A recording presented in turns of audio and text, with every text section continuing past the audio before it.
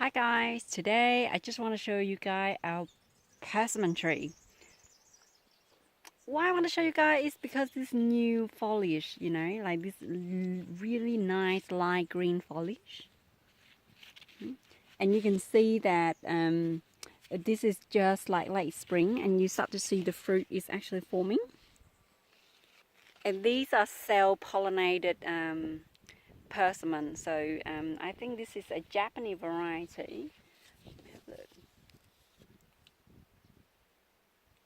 Oh no, this is a Chinese variety. Okay, Chinese variety. I grow persimmon simply because I can use them for medicinal. I can use the fruit as in like for eating or for drying, for preservative. But technically speaking, persimmon leaf is what I use for medicinally.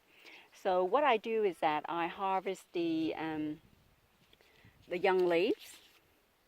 They have a high concentrated content of tannin. So tannin is actually quite good for liver metabolization. So just in a very small dose because it's quite bitter, it's quite potent. So when you have persimmon tea, make sure you mix them with other herbs like roses or I don't know, green teas or something to take away those stringent sort of like taste in your mouth.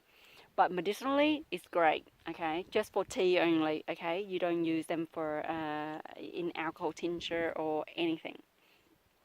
So the wood is actually quite valuable. Persimmon wood, especially in furniture, is actually really expensive and beautiful. And I don't know, it's just the pattern wood make our persimmon is quite attractive.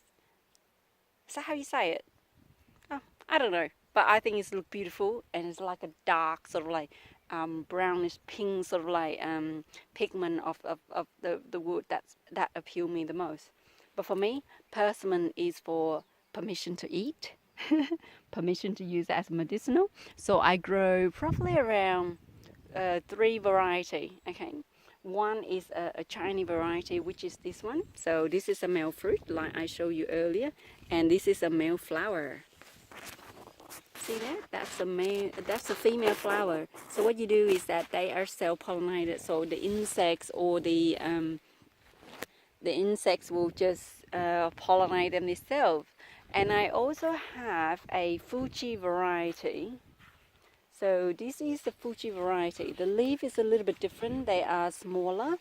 They are small inside and it's same glossy sort of like sensation, but they are a little bit like narrow. So I use a leaf for the same reason, for medicinal purpose. So they haven't flowered yet. Like the Chinese variety is actually already flower. The Fuji variety is a little bit later. And here is another one that I want to show you. So this is the nightingale sort of like variety. The leaf is actually more narrow and they go into bloom and flower and fruit a little bit later. So the last fruit we have is like really deep orange, sort of like pink, sort of like flesh, and it's extremely sweet variety. And I still use the leaf like this for medicine, and they are beautiful, like beautiful oblique sort of like shape, like an egg, but it's just different. I don't know. Yeah. So I grow persimmon for fruit, for medicine, and it's actually quite easy to grow. These are the grape variety of the three that we had, and the nightingale, the Japanese variety here, this one here, it's actually take a little bit longer to grow, so they are slow growing compared to the Chinese variety at the back. It's like prolific. It's like sprouting everywhere and new leaf and stem everywhere. So if you want to, if you love persimmon and you have a plant in the garden, it's really pleasant to have orange fruit, in the midst of all the green. Does that make sense? Yeah. Anyway, so that's what I want to share with you. Also, our Chinese date is actually regenerating and is going to flowering state at the moment, and I think Dee will be happily update you guys on that in the meantime. Have a lovely, lovely day and see you next time.